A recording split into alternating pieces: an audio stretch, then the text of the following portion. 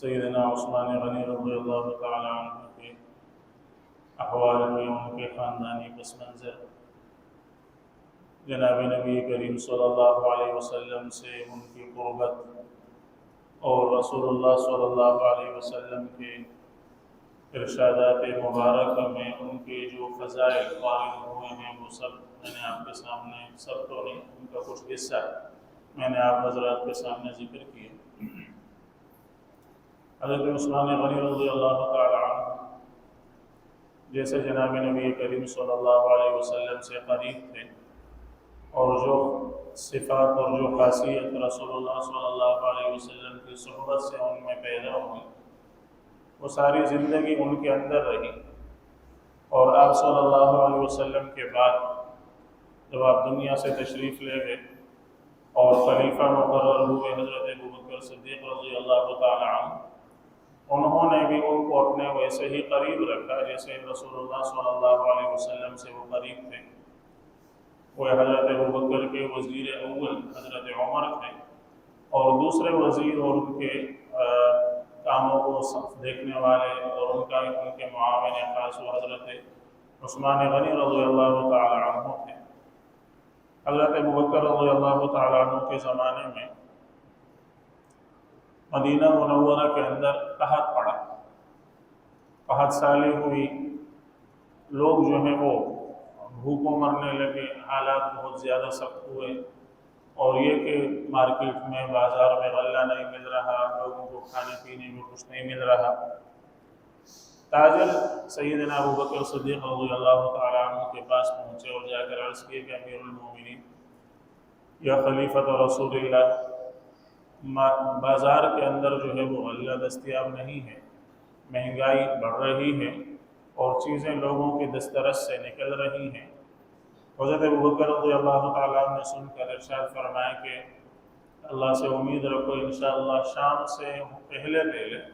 شام ہونے سے پہلے اللہ تعالیٰ تمہاری مدد فرمائیں گے اور یہ مشکل تمہاری دور ہو جائے۔ اللہ کے ولی تھے، بات ان کی زبان سے نکلی اور اللہ تعالیٰ نے قبول کر لی۔ شام ہونے سے پہلے شام سے مدینہ منورہ 100 اونٹوں کا ایک قافلہ وہ غلے سے لدا ہوا وہ پہنچا حضرت عثمان غنی رضی اللہ تعالیٰ عنہ۔ 100 اونٹ غلے سے لدے ہوئے وہ مدینہ منورہ کے اندر پہنچے۔ حضرت عثمان غنی رضی اللہ تعالیٰ عنہ کے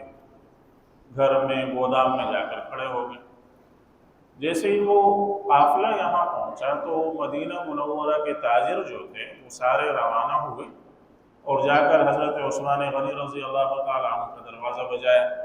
باہر نکلے، کیا بات ہے؟ انہوں نے کہا کہ جی مدینہ کے بازار میں غلے کی شدید قلت ہے، شدید کمی ہے، لوگوں کو کچھ مل نہیں رہا، آپ کا قافلہ آیا ہوا ہے، تو لہٰذا آپ غلہ جو آپ بیچیں گے ابھی ہمیں بیچ دیں تاکہ ہم بازار میں جا کر اس کو بیچ دیں اور لوگوں کی مشکل آسان ہو۔ انہوں نے فرمایا ٹھیک ہے، آ جاؤ۔ آ گیا، اب بتا فرمانے لگے لگاؤ بولی لگاؤ، مجھے کیا تم دو گے؟ انہوں نے کہا ہم آپ کو 10 کے 12 دیں گے، ہر 10 درہم پر 2 درہم کا نفع دیں گے، 12 درہم جو چیز آپ کو 10 درہم کی پڑی ہے 12 کی ہم آپ سے لے لیں گے، تو 2 درہم کا نفع ہم آپ کو دے دیں گے۔ حضرت عثمان رضی اللہ عنہ فرمانے لگے کوئی اور مجھے تم سے اس سے زیادہ نفع دے رہا ہے تو تم اپنی بولی بڑھاؤ، مجھے کوئی اور اس سے زیادہ نفع دے رہا ہے تم اپنی بولی بڑھاؤ۔ انہوں نے کہا ٹھیک ہم 10 کے 15 دے دیں گے، ہر 10 درہم 10 روپے کی چیز ہم 15 میں آپ سے لے لیں گے، لہٰذا آپ 10 کے آپ نفع بڑھ گئے، وہ ایک تہائی نفع ہر چیز پر آدھو آدھا آپ کو نفع مل رہا ہے، آدھا نفع ہر 10 درہم پر 5 درہم کا۔ انہوں نے فرمایا کوئی اور اس سے زیادہ دے رہا ہے تم بولی بڑھاؤ۔ تو کہنے لگے مدینہ منورہ کے تاجر کے مدینہ کے جتنے تاجر ہیں بڑے بڑے وہ تو سب یہی ہم آپ کے پاس یہاں موجود، تو ایسا کون ہے جو آپ کو اس سے زیادہ نفع دے رہا ہے؟ آدھا نفع تو ہم آپ کو دینے کو تیار ہیں، 10 کے 15 ہم آپ کو دینے کو تیار ہیں، تو ایسا کون ہے جو اس سے بھی زیادہ نفع دے رہا ہے؟ مدینہ کے بڑے تاجر تو سارے یہی موجود ہیں، باہر تو کوئی نہیں ہے۔ حضرت عثمان رضی اللہ عنہ فرمانے لگے کہ اس سے زیادہ نفع مجھے اللہ تعالیٰ دے رہے ہیں۔ اللہ فرما رہے ہیں من جاء بالحسنہ فلہ عشر امثالھا، 1 کا 10 میں دوں گا، تو کیا تم میں سے کوئی ہے جو 1 کے 10 سے زیادہ مجھے دے دے، 1 درہم کے 10 درہم سے زیادہ نفع دے دے؟ ایسا کون ہو سکتا ہے، کون آپ کو دے سکتا ہے؟ تو کہنے لگے پھر میں اپنا مال اللہ ہی کو بیچ دیتا ہوں، تم سارے گواہ رہنا کہ میرے یہ 100 کے 100 اونٹ غلے کے یہ مدینہ کے فقراء پر صدقہ ہے۔ میرے یہ 100 کے 100 اونٹ غلے سے لدے ہوئے، 100 اونٹ، آپ تھوڑا تصور کریں، معمولی بات نہیں ہے، 100 اونٹ میرے غلے سے لدے ہوئے، یہ 100 کے 100 اونٹ جو ہے وہ مدینہ کے فقراء پر یہ میری طرف سے صدقہ ہے، یہ میں نے ان کو اللہ کو دے دیے ہیں اور اللہ کے لیے ان پر صدقہ کر دیے ہیں۔ تو وہ خاص صفت جو ان کے اندر جناب نبی کریم صلی اللہ علیہ وسلم کی زندگی میں موجود تھی اور آپ کی صحبت سے آپ ان میں پیدا ہوئی تھی، آپ کے بعد بھی ان کے اندر وہ صفت جو ہے وہ برقرار رہی، آپ کے بعد بھی وہ وصف ان کے اندر برقرار رہا۔ حضرت ابوبکر رضی اللہ تعالیٰ عنہ اپنی زندگی کے آخری ایام میں، بیماری کے ایام میں، وہ مشورہ کرنے لگے اپنے خاص لوگوں سے کہ اپنے بعد میں کس کو خلیفہ مقرر کروں، تو تقریباً سبھی کو اس پر اتفاق تھا کہ اپنے بعد حضرت عمر کو مقرر کر دیں، حضرت عمر کو مقرر کر دیں۔ انہوں نے حضرت عثمان غنی رضی اللہ عنہ سے بھی یہی سوال کیا کہ اپنے بعد میں خلیفہ مقرر کرنا چاہتا ہوں تو کس کو اپنا نائب بناؤں، تو انہوں نے کہا حضرت عمر کو مقرر کر دیں۔ حضرت عمر کو جتنا ہم جانتے ہیں ان کا ظاہر اچھا ہے اور ان کا باطن ان کے ظاہر سے بھی اچھا ہے، ان کا ظاہر جو نظر آ رہا ہے وہ تو اچھا ہے ہی ہے، لیکن ان کا باطن ان کے ظاہر سے بھی اچھا ہے۔ تو حضرت ابوبکر کہنے لگے کہ ہاں میرا بھی یہی خیال ہے، اور اگر میں عمر کو خلیفہ نہ بناتا تو تمہیں ہی بناتا، اب تو میں نے انہی کو بنانے کا ارادہ ہے، لیکن ان کو اگر نہ بناتا تو پھر میں تمہیں بناتا ہوں، حضرت عثمان غنی رضی اللہ عنہ سے فرمائے۔ تو حضرت ابوبکر رضی اللہ تعالیٰ عنہ کے بعد اللہ تعالیٰ کی طرف سے گویا کہ ایک خاص انتظام اللہ تعالیٰ نے امت مسلمہ پر فرمایا۔ جناب نبی کریم صلی اللہ علیہ وسلم نے اپنے اصحاب کے جو خواص بیان فرمائے، ارحم امتی بامتی ابوبکر، امت پر سب سے زیادہ رحیم اور شفیق ابوبکر ہے، واشدہم فی امر اللہ عمر، اللہ کے معاملے میں، اللہ کے دین کے معاملے میں سب سے سخت اور مضبوط وہ حضرت عمر رضی اللہ تعالیٰ عنہ ہیں۔ تو حضرت ابوبکر رضی اللہ عنہ کی جو بے انتہا شفقت اور نرمی تھی، اس کا گویا کہ جب ملاپ ہوا حضرت عمر رضی اللہ تعالیٰ عنہ کو شدت اور سختی سے، تو دونوں میں ایک توازن آ گیا۔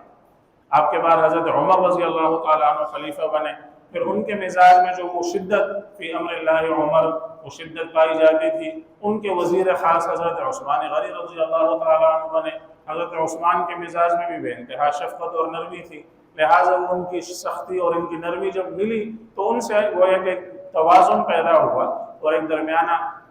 درمیانے درجے کا توازن اور ایک اعتدال اللہ تعالیٰ نے پیدا فرمایا۔ تو حضرت عمر رضی اللہ تعالیٰ عنہ کے پھر وزیر خاص حضرت عثمان غنی رضی اللہ تعالیٰ عنہ رہے، ان سے وہ ہر معاملے کے اندر مشورہ کیا کرتے تھے اور ہر معاملے کے اندر ان سے رائے لیا کرتے تھے۔ چنانچہ حضرت عمر رضی اللہ تعالیٰ عنہ کے زمانے میں جب اس پکار کی ضرورت محسوس کی گئی کہ ہم تاریخ جو لکھتے ہیں تو ہم دوسروں کی تاریخ نقل کرتے ہیں، تو ہمیں اپنی ایک تاریخ جو ہے اس کی ابتدا کرنی چاہیے، تو سب کا حضرات بڑے بڑے صحابہ کرام رضی اللہ عنہ مجمعین کا اس پر اتفاق ہوا کہ تاریخ کی ابتدا ہجرت سے کرنی چاہیے۔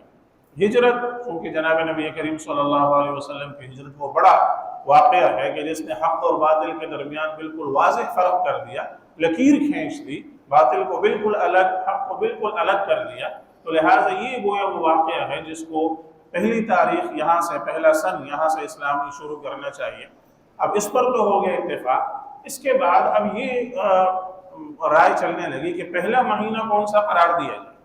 12 مہینوں کے اندر یہ جو چل رہے ہیں، ان میں سے کون سے مہینے کو پہلا مہینہ قرار دیا جائے کہ یہ پہلا مہینہ۔ تو حضرت عثمان غنی رضی اللہ تعالیٰ عنہ نے یہ مشورہ دیا کہ محرم کو آپ پہلا مہینہ قرار دے دیں، بنا دیں۔ مہینہ محرم کا وہ ہوتا ہے کہ جس میں لوگ حج سے فارغ ہو کر اپنے گھروں کو واپس لوٹ رہے ہوتے ہیں، اور پھر یہ حرمت والا مہینہ ہے، لہٰذا اس کو گویا کہ حرمت والا مہینہ ہونے کے ناطے سے بھی ایک فضیلت حاصل ہے۔ پھر یہ کہ لوگ حج جیسے بڑی عبادت سے فارغ ہو کر اپنی زندگی کے معمولات شروع کر رہے ہوتے ہیں، تو ایک طرح سے گویا کہ نئی زندگی شروع کر رہے ہو، ایک طرح سے نیا۔ اور پھر جیسا کہ جناب نبی کریم صلی اللہ علیہ وسلم نے فرمایا کہ حج کر کے جب وہ جو ہے وہ حج کرنے والا لوٹتا ہے اور اس کا حج اللہ کے ہاں مقبول ہو، تو وہ ایسے جو ہے وہ لوٹتا ہے جیسا کہ اس کی ماں نے اس کو آج جنا ہے، وہ تمام گناہوں سے اللہ تعالیٰ اس کو پاک صاف فرما دیتے ہیں۔ اس طرح گویا کہ وہ ایک نئی زندگی شروع کر رہا ہے، تو وہ محرم سے ہی دوبارہ ابتدا کر رہا ہے، تو محرم کو سال کا پہلا مہینہ قرار دی گئی۔ چنانچہ حضرت عمر نے حضرت عثمان غنی رضی اللہ تعالیٰ عنہ کی اس رائے کو رکھی، اس رائے کو پسند فرمایا اور محرم کو پہلا مہینہ قرار دے کر اور ہجرت کو پہلا سن قرار دے کر انہوں نے اسلامی تاریخ کی ابتدا فرمائی، اور اس طرح یہ گویا کہ اسلامی تاریخ کی ابتدا ہوئی۔ حضرت عمر رضی اللہ تعالیٰ عنہ کے خواص میں حضرت عثمان غنی رضی اللہ تعالیٰ عنہ تھے، اور حضرت عمر رضی اللہ تعالیٰ عنہ نے اپنے زمانے میں جب بہت زیادہ فتوحات زیادہ ہو گئی اور بیت المال کے اندر مال جو ہے وہ زیادہ آیا اور تمام لوگوں کے وظائف مقرر ہوئے، تو حضرت عثمان غنی رضی اللہ تعالیٰ عنہ ہی کے مشورے سے اور انہوں نے مقرر فرمایا تمام لوگوں کے نام بیت المال کے اندر لکھ دیے، جس کو دیوان کہا جاتا ہے، دیوان میں سب کے نام لکھ دیے گئے، اور پھر جو ہے وہ اس طرح ابتدا کر لی گئی ایک باقاعدہ منظم نظام کی، اور اس نظام کے تحت لوگوں کو وظائف جاری کیے جاتے تھے۔ پھر حضرت عمر رضی اللہ تعالیٰ عنہ کی شہادت کے بعد جب خلافت کا معاملہ حضرت عثمان غنی رضی اللہ تعالیٰ عنہ کی طرف منتقل ہوا، مشاورت سے تھوڑی بہت تفصیل اس میں ہے، انشاءاللہ میں آگے بیان کر دوں گا، تو اس کے بعد اللہ تعالیٰ نے ذمہ داری حضرت عثمان غنی رضی اللہ تعالیٰ عنہ کے کندھے پر ڈال دی، اور اب وہ وزیر سے امیر بن گئے، اور وزیر سے خلیفۃ المسلمین اور امیر المومنین کے منصب پر آ گئے۔ اس کے بعد مسلمانوں کے حالات میں انہوں نے ترقیاں دی، کیا انہوں نے جو ہے وہ مسلمانوں کو خیر اور بھلائی پہنچائی، اور پھر کس طرح ان کی شہادت ہوئی، انشاءاللہ اس کو آگے بیان کریں گے۔ اللہ رب العالمین ہم سب کو ان حضرات کی کامل اتباع کی توفیق نصیب فرمائے، ان کے نقش قدم پر اللہ تعالی ہم سب کو چلنے کی توفیق عطا فرمائے۔ وآخر دعوانا الحمدللہ رب العالمین۔ اذان ہوگی، اس کے بعد سنت ہے۔